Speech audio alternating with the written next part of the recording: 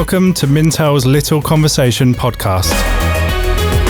Hi, and welcome to Mintel Little Conversation, where experts bring you fresh ideas and new perspectives on how consumers eat, drink, shop, groom, and think. I'm Macke, Research Director at Mintel, and today we're discussing the concept of mental well-being. I'm joined by three Mintel analysts today from the US, UK, and Canada. I want everyone to quickly introduce themselves so listeners can differentiate between our voices. Marissa, do you want to say hello? Hi, everyone. I am Marissa Gilbert, Associate Director of Health and Wellness Reports here in the US. Hi, my name's Rick Miller. I'm the Associate Director for Specialized Nutrition in the UK. And hi, everyone. I am Carol Wong-Li. I am the Associate Director of Lifestyles and Leisure in Canada. Thanks, everybody, for joining us today. I want to start by giving listeners a quick idea of what we're covering. We're talking about mental well-being, and because this is a little bit of a sensitive topic, I just want to weigh in here quickly and say that while our analysts, they are experts, but they're experts in consumer behavior. So we're not clinicians or mental health professionals. We're really going to be tackling this topic from a market research perspective. What we're really going to be chatting about is the kind of evolving consumer perspective on what wellness means and how companies can address consumer needs in this area. So I want to start off with Marissa here, maybe giving us just a general idea of how the scope of what healthy means is changing, particularly in the US here. Yeah, consumers are really broadening their definition of health and wellness. So instead of focusing maybe just on nutrition and physical activity, they're also really looking at it more holistically because they're managing multiple areas of their wellness all at once. Mintel is actually tracking a trend. We call it total well-being. This Mintel trend is really acknowledging that consumers are treating their bodies like an ecosystem. And so they're seeking out solutions and ways to manage their health that really complements their personal health and their evolving needs. But are you seeing kind of this shift in Canada and UK as well, where people aren't just thinking about diet and exercise, but they're thinking more holistically about their health? Well, absolutely. We're seeing this in Canada, same kind of thing. And there's the embracing of, the physical, the exercising, but then there's also I think it's really interesting because then there's linking the physical to the emotional. So what they eat has an impact on how they feel. And then, with the mindfulness towards prevention. So it's all aspects.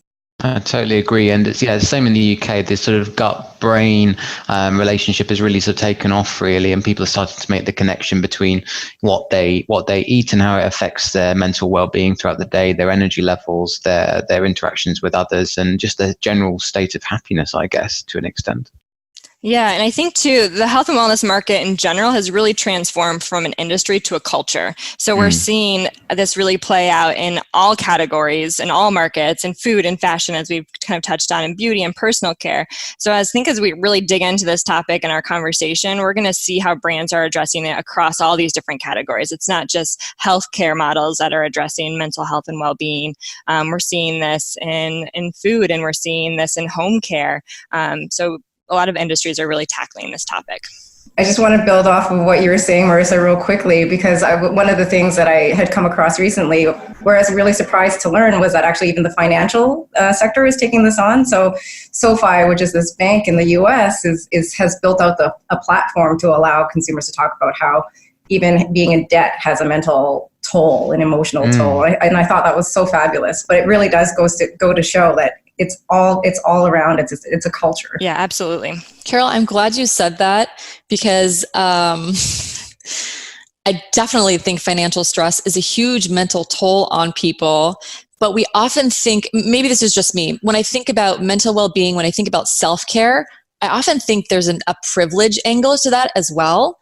And I think speaking more broadly, it's not just about putting on a face mask at the end of the day and getting your pedicure. That self-care, mental well-being is more than self-care. It is about tackling all of these issues, and financial well-being is a huge piece of that. And I think that speaks to such a broader spectrum of people than kind of what we typically think about in terms of self-care and wellness. So even talking about self-care makes me think of Gen Z, and we've been talking about Gen Z a lot here. When we talk adult Gen Z, typically we're talking 18 to 24-year-olds, give or take a couple years. But I think they have really broken some new ground in talking about mental health and mental well-being because I think they're kind of breaking down the taboo and they're open to talking about that. Do you think this is what's driving some of this shift? Absolutely. I mean, the data really does show that, Gen Zs or younger people in general are wearing their hearts on their sleeves. They're putting their opinions and values on social media, but also more than that, they're putting the issues that they're dealing with. And I think we're seeing this in pop culture with celebrities really doing the same thing. And it's really helping to open up this dialogue about wellness from all angles. Yeah, I agree. I think there's a kind of almost an experimental angle to Gen Z that's quite different from previous generations, and that extends into definitely the things that we're seeing in certainly in food and drink, and the ways that they're approaching managing mental well-being and making sure that they're addressing every avenue. I think there's less of a kind of a reserved nature about how they go about it that maybe previous generations would have done, so there's more alternative options sought, that might be different. That includes, dealing with all sorts, the normal things that we all have to deal with in life, financial stresses, like transitional changes in our life, like becoming parents or anything like that. They're all sort of things that are being dealt with in a more experimental manner. Yeah, definitely. I agree with Rick. I think too, I think millennials really started the conversation. I think we have to bring it back to millennials. We can't let other generations take any credit, but I think the millennial generation really did start the conversation and open the door. But to Carol's point, I think the Gen Z generation is putting it on their sleeve a little more openly. I think they're really more open to admitting that they're suffering or that they want help and are seeking out help more so than the millennial generation is at this point.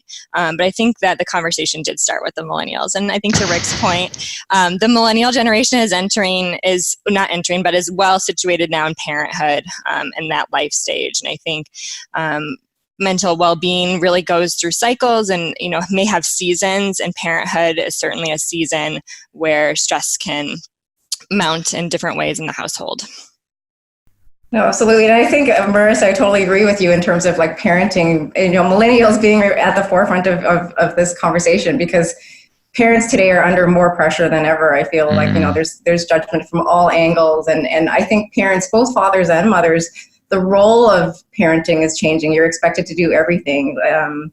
Women have to have a successful career, but they also have to be a good mom and dropping off their kids. But then same with dads who have been the providers for so long, now also have to be hands-on with their children. And so this balancing lifestyles is also something that's a stress point. But I think millennials, again, celebrities like Chrissy Teigen, for example, are bringing this to light, that it's this issue of balance does impact mental wellness. And so again, millennials are leading the way in that area too, I think.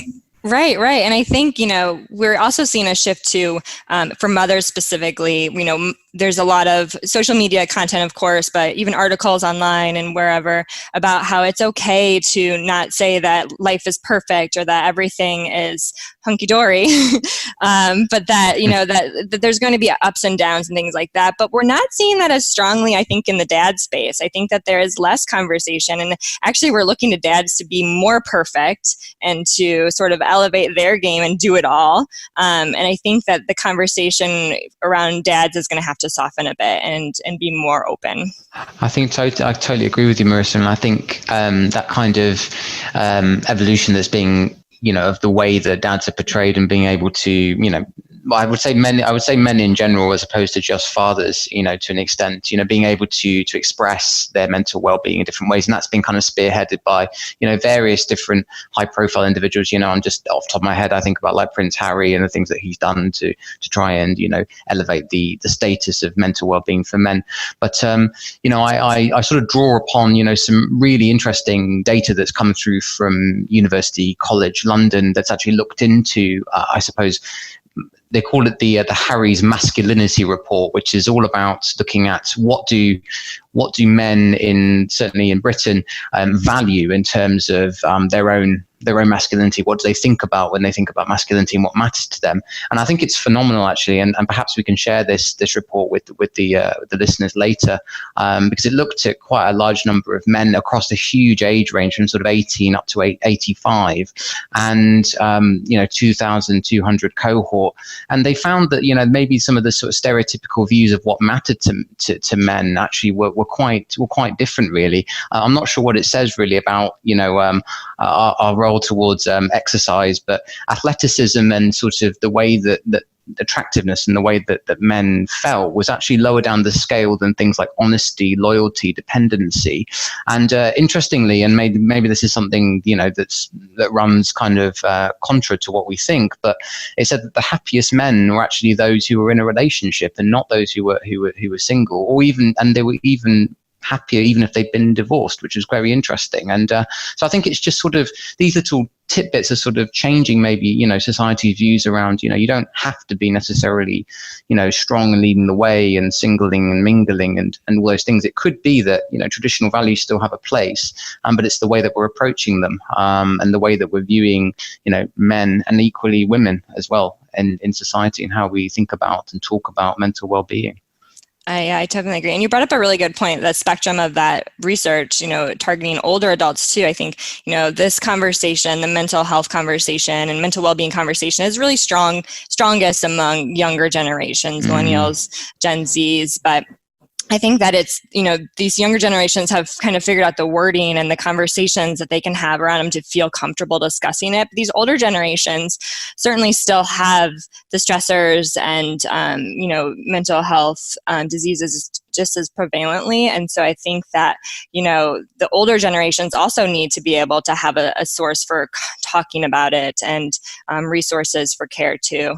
We talk a lot about the senior generation and loneliness and that being sort of a factor and an impact on their overall well-being. So certainly ways that the older adults can connect and build and discuss their mental health.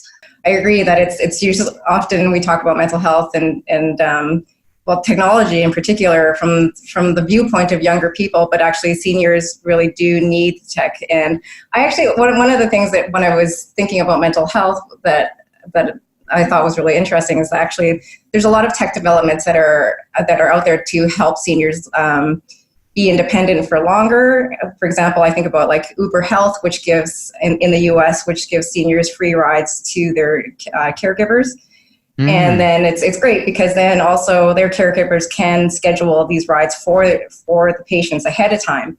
And I think this is something that it wasn't necessarily built out to be something that impacts their mental health, but it really does, because if they're going to doctor's appointments on a weekly basis and they have to burden their families on a weekly basis, that's going to obviously take a toll on their mental wellness as well. So I think there's tech improvements all around are positively impacting mental wellness, even though it wasn't necessarily the primary goal.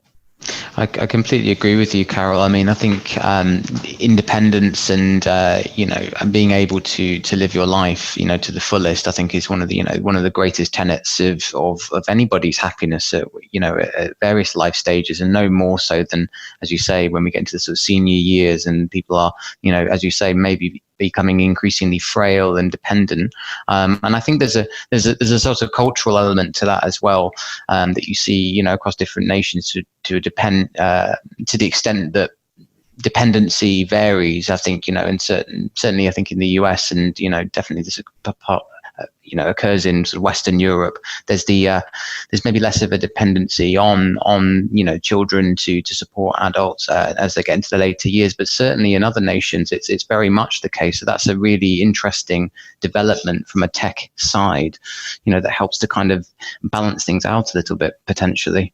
Yeah, definitely. I think technology just in general is going to be really important for the mental health space. And I think technology solutions that help, make treatment more accessible, even more discreet. Not everyone does want to discuss what they have going on or where they need support, but also technology can provide sort of that on-demand, in-the-moment support when consumers, might be feeling like they could use something in that moment. But I think, of course, maybe too, it's the flip side that technology could be driving, mental health disorders or mental health stress or emotional stress. Certainly, I think people, especially younger generations, our mental research really points out that social media, is making some people feel left out in the Gen Z and even millennial generations, which certainly has an impact on those people's mental and emotional well-being. Yeah, we see the same days. That's the same patterns in Canada too, where it's young people in particular that are more reliant on social media platforms for information, for news, for entertainment, really everything. But then it's also creating an environment where they're comparing themselves to others, and so they're feeling more judged, and as a result, also more isolated. I think it's there's the good edge and the bad edge to technology. Definitely. But it's also allowing people to speak out and to say, here's what's on my mind. Here's what I'm feeling. It's okay to feel this. And they're finding people that are having those same experiences, those same feelings, those same things, and can relate to them. And I think they also can feel heard and understood on social media platforms as well. So this is a bit of a sensitive space for brands to enter. Are you seeing brands be successful with messaging around this or providing products and services that speak to this, or are brands making any missteps here? I think, I can honestly say that the sort of campaign that Burger King did was quite mixed in terms of the reactions that it had. Really, I thought the video that they produced around the different types of packaging to reflect difficulties that people have maybe around depression or even not feeling good every day, and they had a little play on words from their kind of slogan, have it your way, to I think it was feel your way. I think they changed it to, and they created a hashtag out of that. The video was really compelling. It was it was almost sort of cinema level in terms of kind of the emotional quality to it. But I think some people felt that it was sort of just another way to sort of brand and market, as opposed to being a genuine way to actually for people to connect and to be able to talk about their mental wellness. And so I think maybe brands who are going to be successful in this place need to be almost, as Carol quite rightly said with Uber, just a bit more subtle. It's almost like it's a side effect of just doing something that's good for the consumer. And so, have, a sort of a coffee and a conversation, that kind of approach.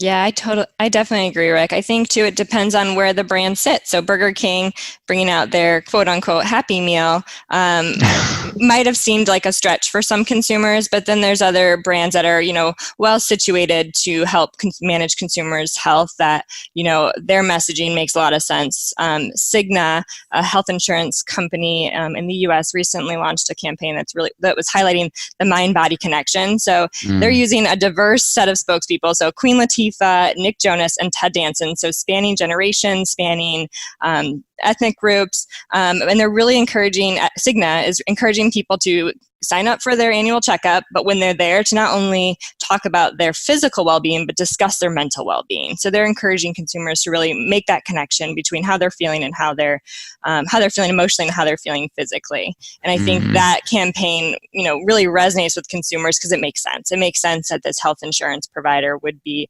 helping consumers sort of manage their mental well-being. But other brands that maybe have such a strong connection to the space that can still do it well. I recently received the Athleta catalog in the mail, and there had a simple quote on the cover, and it was actually someone on social media had said this. So it's a quote of a quote. Athleta inspires women to take care of themselves physically and mentally. Finally, it's a brand I can get behind. So I think that was like, a way for the brand to say, hey, we're doing things that support you holistically, but it wasn't too in your face about, a clothing company saying we can help you really pull through or manage your mental health in a clinical way. Yeah, I feel like that too. It's like, brands that are not necessarily linked to wellness will have maybe a more challenging kind of time. But like in Canada, obviously, there's the Bell Let's Talk campaign, which has been running, I think, since 2010, which is huge, which you wouldn't necessarily think like telecom company, what do they have to do with mental health? But in a similar way where, they've so the campaign is such that it's January 30th of every year where they donate 5 cents towards mental health causes for every talk, text, or, social media platform interactions, like qualifying ones. And they've raised a lot of money. I can't remember how much, but something like that.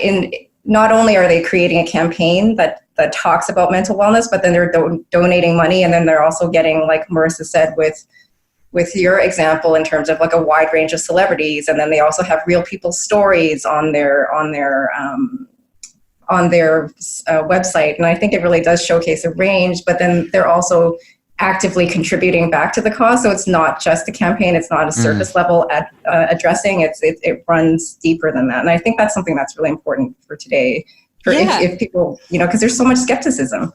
I think actually it's a great one. It's a telecommunications, connecting people, having people, encouraging conversation, and maybe reaching out to people. That's a big, certainly, aspect of the mental health is talk to someone, reach out to someone, make sure, your friends are okay, your family members are okay. And I think too, even the Burger King example that Rick talked about, maybe it's more about sharing that meal together versus just that specific product. So really tying in how to bring people together, because in our research, again, bringing it back to the mental research, consumers are, they're really focused on their mental well-being, and they realize that there are tools out there, but they aren't really confident where to turn specifically for those tools. So I think that really indicates there's this void to that easy to access treatment options, or maybe ways to sort of talk about their mental well-being. So, maybe brands like this can sort of start that conversation and encourage ways for consumers to, at least start the conversation. I think so. I think, as you say, it's encouraging that dialogue, and if we think about the kind of the sort of episodic way in which people tend to open up about anything that they're struggling with in their life, it comes in waves, and I think it has to be, as you say, there has to be that kind of natural organic connection between something I'm doing and then the ability to have a conversation with somebody. So it's funny. It's funny that some of the best examples are ones that are not related to food, because we tend to do a lot of talking over food, and certainly I do. So I just like to see more of that. I think, some of the more sort of food and drink orientated brands who've got product lines that align themselves more synergistically with natural cues to having a conversation, whether that's maybe some of the snack brands, or, some of the ones who are maybe in the coffee side of things, or tea, or other beverages or other foods. There's a real dynamic there that I think is yet to be utilized to its best extent at the moment. I just wanted to throw in a really quick example where we are seeing that in Canada. So Loblaws, which is one of our largest grocery chains in Canada, is actually for the past 3 years, I believe, has had their Eat Together campaign, which has really highlighted that there's so much bonding that happens over food. And this is something, it's like they don't feature their products at all, but it's talking about how, there's so many life experiences or emotional moments that take place over the act of eating. And so that's, I thought that was a really nice way of subtly tapping in without saying, hey, we are aware that mental health is something that's important. But yeah, that's so really there are news. Campaigns that we see in market, that one in particular.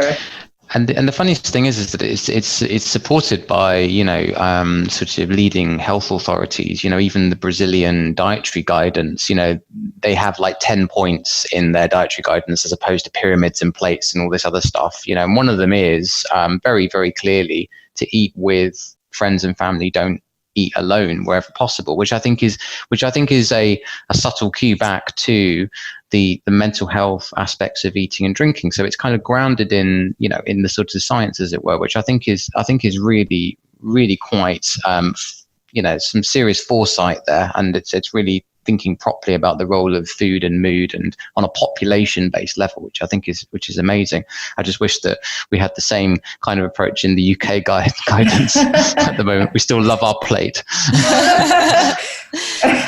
Well, I think maybe to a little bit on the flip side, this idea came out of Arianna Huffington is partnering with P&G specifically to develop habit stacking. And I think that this concept of habit stacking could really work well in the mental health space. So maybe not in, people that, certainly need the social aspect of connecting with people, but even people that want to sort of take the time that they have alone and use that to maybe be more mindful or reduce stress. And it's certainly a way that the everyday consumer can incorporate sort of mindfulness into their everyday life. So what is the idea behind habit stacking is that you connect, maybe it is dinner prep, so chopping your vegetables with that moment with sort of also thinking about how, thinking about your feelings and thinking about how you're maybe even bigger about mental health. I mean, it could be more about goals and things like that, but really tying a specific thing with just taking that moment, that maybe 2 minutes while you brush your teeth to think about how you're doing, and stacking up those daily habits with meditation, mindfulness as well. So as this conversation comes to a close, I would love to turn it back to the analysts for one more piece of conversation. If you could just give us a final thought, a key takeaway, either for listeners, for brands, clients. Yeah. So for me, I think just to wrap it all up and sort of looking holistically at mental health, it's certainly a topic that is often associated with surviving or coping or struggling, which are certainly negative connotations. So I think brands really have the opportunity to change the conversation to positively position mental health care and solutions. And I think this will really empower people and consumers. Yes, I think so. And I would leave with one final thought that one of the basic tenets of kind of thinking about mental well-being and mental health in general is this idea of kind of treatable episodes in life, and not sort of brands using a kind of tour de force approach and just kind of in your face, it's all the time there, but it's using things in a kind of campaign or episodic manner to get people to think slightly differently about different episodes in their day, to talk about how they're feeling, whether it's that kind of mid-morning coffee break or whether it's that kind of on the drive home, or something else. But it's making that kind of shift in the mind of, this is what I would normally do in this time with my beverage or whatever I'm going to do during the day. Now I'm going to think of it as an opportunity to give me some me time, as you say, to have mindfulness, or maybe to ask somebody else about how they're doing. In between the bad moments are good moments, and we should embrace those as well as a holistic approach to mental health. I think we have a lot of great takeaways for brands, for companies that are thinking about now is the time that maybe we should start connecting with consumers on a deeper level. We talked about how mental wellness, although it should be connected to the category, it can be introduced into new categories. We used to talk specifically about financial services here, but also brands may want to consider serving some underserved groups, men and older adults, and thinking about how technology can play a role in supporting people in their mental health journey. So for brands, a lot of really clear takeaways, but I also want to mention for our listeners, it's October, it's Mental Health Awareness Month, so eat with other people. I think that's a great takeaway for everyone. So have a meal with somebody else. And thanks so much for listening. Make sure you subscribe, rate, and review the podcast on iTunes or wherever you get your podcast content. We'll be here next week with another episode of Little Conversation.